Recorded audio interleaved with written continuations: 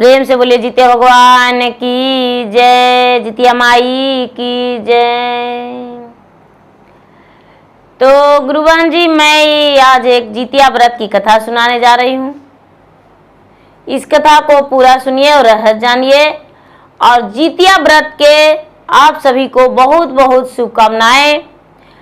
और मैं भगवान से प्रार्थना करती हूँ कि आप सब कुशल मंगल रहें और आपका पुत्र खुश रहें। धन्यवाद। जय जितिया माई।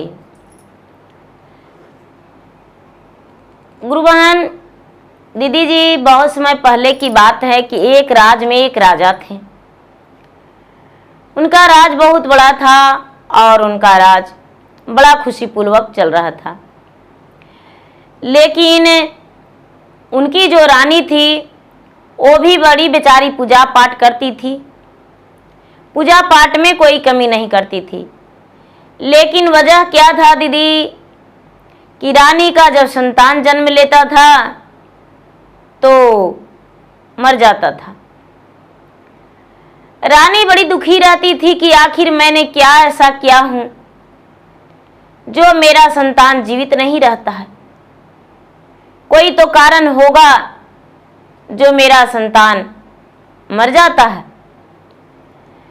धीरे धीरे धीरे धीरे रानी का 7 पुत्र हुआ और 7 पुत्र मृत को प्राप्त हुआ। ऐसा बात रानी को दुख सहा नहीं जा रहा था। रानी जो थी बेचारी अपने राजा से कह कह के रोते रहती थी कि राजा साहब, मैं कैसा अभागन हूं जो मेरा ओद्र से संतान जन्म लेते ही मर जाता है। मैं कोई तप करूं या कोई व्रत करूं, मैं कहां जाऊं और किससे पूछूं? कोई सलाह दीजिए, कोई उपाय बताइए। लेकिन राजा कहते हैं कि मैं क्या बताऊं, ये सब मेरा भाग्य का दोष है। रानी साहब, इसमें आपका कोई दोष नहीं। यदि मेरा किस्मत में संतान होगा तब संतान रहेगा, और यदि संतान नहीं होगा तो संतान नहीं रहेगा। लेकिन दीदी, सबसे पहले तो ये बात है कि जिन माँ को गोद में संतान नहीं है वो माँ अपने आप को मनुष्य तन जीवन बेकार समझती है। सीधा उसको यही लगता है कि मेरा जीवन जीना व्यर्थ है। दूसरे को देखकर उसे बहुत जीवन बिताना मुश्किल हो जाता है। लगता है कि मुझसे पहले से भी ब्याह हुआ था, उसका भी संतान है, पीछे भी हुआ, उसको भी है। मेरा ब्याह का 20 वर्ष हो गया, 15 वर्ष हो गया, लेकिन एक भी नहीं है। बड़ी दुखी रहती है दीदी। उसी तरह बेचारी रानी जो थी, रानी बड़ी दुखी रहती थी। एक दिन क्रोधित होकर और चिंतित बच्चे के कारण वो वन में चली गई। और वन में चली गई और वन में जाकर बैठकर चुपचाप जोर जोर से रोने लगी। जब रोने लगी तो राजा जो थे घर पर चारों तरफ खोजे इधर उधर। उन्हें लगा कि रानी शायद मैके गई होगी। अपने दाए दासियों से भी पूछे कि भाई मेरा पत्नी रानी जो है, रानी कहाँ गई? लेकिन रानी को तो बताने को लिए कोई तैयार ही नहीं थी, क्योंकि किसी को पता नहीं था कि रानी तो आधी रात में ही घर छोड़कर चली गई है। धीरे धीरे धीरे धीरे समय बीतने लगा। रानी जो थी बेचारी वन में ही रह रही थी। धीरे धीरे 7 दिन बीत गया। रानी का बिना अन्न का, बिना पानी का। राजा भी अपने घर में व्याकुल थे। रानी भी वन में अकेले चुपचाप बिता रही थी। एक दिन ऋषि मुनि घूम रहे थे वन में और रानी के रोते हुए नजर पड़ा। तो रानी का भूख और प्यास के मारे आवाज भी सही से नहीं निकल रहा था।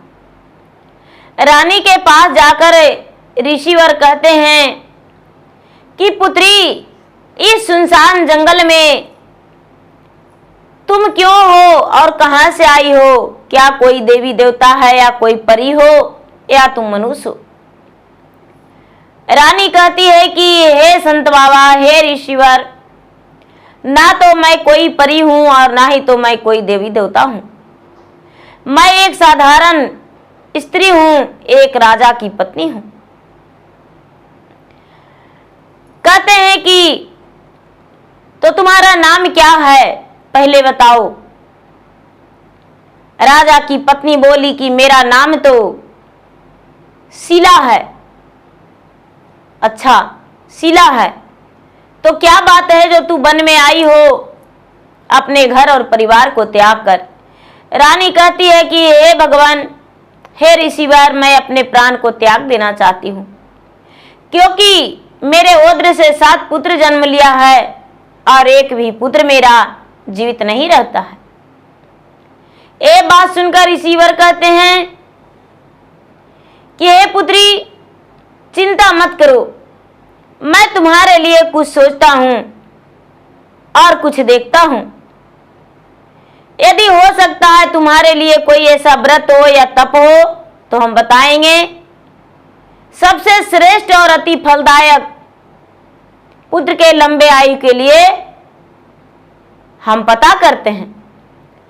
जो ऋषि मुनि थे ओ कहाँ चले गए? भगवान भोलेनाथ के पास चले गए। भगवान भोलेनाथ के पास चले गए तो भोलेनाथ कहते हैं कि ऐसा व्रत तो मेरे पास कोई नहीं है जिसमें पुत्र का दीर्घायु हो। आप सूर्यवंश जितवाहन के पास जाइए। ये जो ऋषि मुनि थे ये जितवाहन के पास चले गए और उस समय जितवाहन अपने ध्यान में बैठे हुए थे, नतमस्तक थे। जाके ऋषिवर उनके पांव पकड़कर कहते हैं कि हे महाराज जितवाहन, मैं आपके पास कोई प्रश्न लेकर आया हूं। कहते हैं जितवाहन की कौन सा प्रश्न है, आप मेरे पास उस प्रश्न को रखिए। कहते हैं कि एक स्त्री राजा की पत्नी है, वो अपने पुत्र के कारण बड़ी दुखी है। उसका ओद्र से 7 पुत्र जन्म लिया लेकिन एक भी जीवित नहीं है। ऐसा बात सुनकर जितवाहन कहते हैं कि तो मुझसे क्या मदद आप चाहते हैं?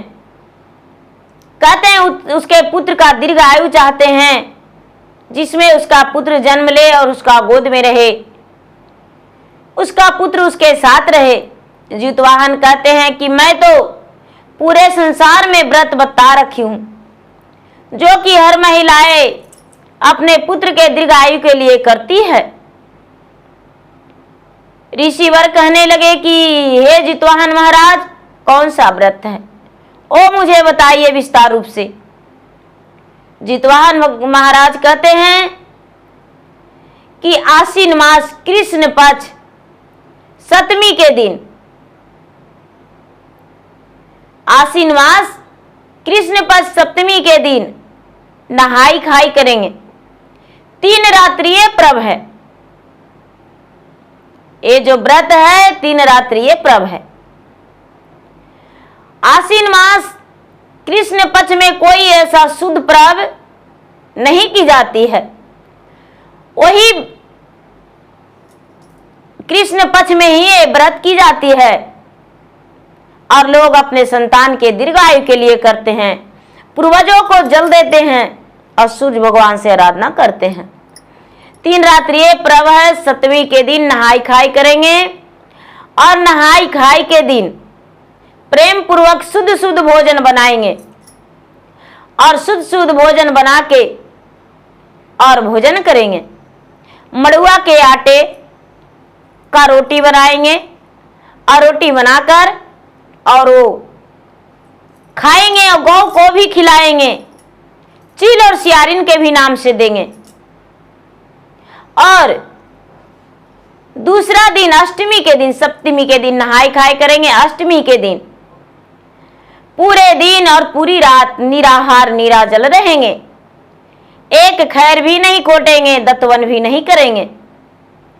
शाम के समय में कुश को प्रतिमा बना के और पूजन करेंगे अष्टमी के दिन, और पूजन करके माता जगत जननी को भी पूजन करेंगे और उनसे प्रार्थना करेंगे आंचल फैला के कि हे माँ, हे जगत जननी, मुझे पुत्र का प्राप्ति दें और मेरे पुत्र का दीर्घायु हो।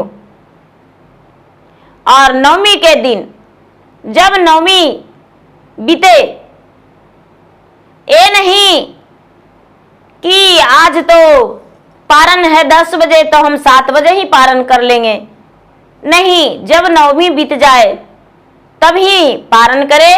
और पारण के दिन चने का फुलाकर और खीरा फलहरियाँ सब रखे अपने पुत्र के लिए और पूजन करे और गाय का दूध से पारण करे। ये बात सुनकर ऋषिवर जो थे वहां से चल दिए, आकर और वन में आ गए, रानी के पास बैठकर और कहने लगे कि हे रानी, मैं तुम्हारे समस्या का समाधान तो ढूंढ कर ले आई हूं। रानी कहती है कि ऋषिवर क्या बात है। ऋषिवर ने सारी बातें समझाई रानी को। रानी समझ गई और समझ के और अपना घर लौट गई। घर लौटकर आई और पूजा पाठ करने लगी। धीरे धीरे बेसब्री से इंतजार करने लगी कि कब मेरा जित्या व्रत आता है, आश्विन मास कृष्ण पक्ष, जिसमें पितरपक्ष बीतता है। पितरपक्ष में मृतकों के पानी दी जाती है, उनके पिंड की जाती है, उसी में जितिया व्रत पूजन होती है। जितिया व्रत में जो व्रत कोई चीज में नहीं खाया जाता है, वही चीज जितिया में खाई जाती है। जितिया में वही चीज खाई जाती है। सब व्रत में लोग नए कपड़े पहनते हैं, लेकिन जीवित पुत्री का व्रत में जो कपड़ा पहना हुआ है वही कपड़ा पहन के धूप देते हैं, पूजन करते हैं। बाकी सब व्रत में नए वस्त्र पहनते हैं। जैसे अभी से पहले दीदी हम लोग सब मिलकर तीज किए, तो तीज में भी हम लोग नए वस्त्र पहने, कर्मा में भी नए वस्त्र पहने, लेकिन जीविती पुत्री का व्रत में हम लोग पहने हुए वस्त्र से करते हैं, क्योंकि पितरपक्ष में हम लोग नए वस्त्र नहीं उड़ाते हैं। तो रानी जो थी आई बेसब्री से इंतजार करने लगी। धीरे धीरे धीरे धीरे धीरे धीरे समय आने पर आश्विन मास आ गया और कृष्ण पक्ष सप्तमी के दिन रानी थाल में सजाकर पूजन के सामान लेकर नदी में चली गई और स्नान करके गंगा माता का पूजन की। भगवान सूर्य देव का लोटे में जल लेकर अर्घ दी और अर्घ देकर भगवान से प्रार्थना की कि हे भगवान, मेरा पुत्र का दीर्घायु दे और मेरा पुत्र जो दे मेरा गोद में भरा रहे। ये नहीं कि मेरे 7 पुत्र की तरह 8वां पुत्र भी मेरा उसी के साथ लग जाए। मेरा ऐसा पुत्र दे जो युगो युग तक नाम हो, मेरा घर का रोशन बन जाए, दीपक की तरह उसका नाम जले चले।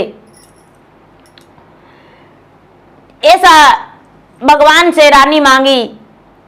रानी का पुकार भगवान सुन लिए और धीरे धीरे समय बीतने पर रानी गर्भवती हो गई। गर्भ रहने के बाद रानी का ओद्र से बहुत सुंदर पुत्र जन्म लिया। जब बहुत सुंदर पुत्र जन्म लिया तो रानी अपने पुत्र को बड़े प्यार से पालने पोसने लगी और उसका नाम सूर्यवंश धर दी। उसका नाम सूर्यवंश धर दी। रानी उसका नाम सूर्यवंश कह के ही पुकारती थी। धीरे धीरे धीरे धीरे धीरे धीरे रानी का 5 पुत्र हुआ। 5 पुत्र बड़े बलशाली और बड़े सुंदर और बड़े बुद्धिमान हुए। रानी का 5 पुत्र बड़े नाम रोशन किए। रानी जो थी इस बात को पूरे संसार में बढ़ाई कि जितिया व्रत करने से माता की गोद भर जाती है, पुत्र की दीर्घायु होती है। राजा रानी को बाद पूरे नगर में प्रशंसा हो गया। वहां के नगर के लोग, पूरे सारे लोग जित्या व्रत करने लगे और अपने पुत्र की दीर्घायु के लिए भगवान से कामना करने लगे। तो प्रेम से बोलिए जितवान भगवान की जय। तो मेरे दीदी, मेरी माँ जी और मुझसे जो छोटे हैं प्यारी बहनें, मैं सबसे विनती करती हूँ कि जो भी मेरा कथा सुन रहे हैं, जितिया व्रत करते हैं, तो उस दिन भूल के भी कंघी मत लगाइए बाल में, और भूल के भी दतमन मत कीजिए, भूल के भी कोई ऐसा काम गलती मत कीजिए जिसमें आपका बच्चे का कोई तकलीफ पहुंचे। और मैं भगवान से प्रार्थना करती हूँ कि आप सभी को बच्चे स्वस्थ रहें और मस्त रहें और खुश रहें, अपने जीवन में बहुत बड़े बड़े अच्छे अच्छे शुभ कार्य करें जिसमें उनका नाम रोशन हो। धन्यवाद। जय जितिया माई, जय जितवाहन बाबा।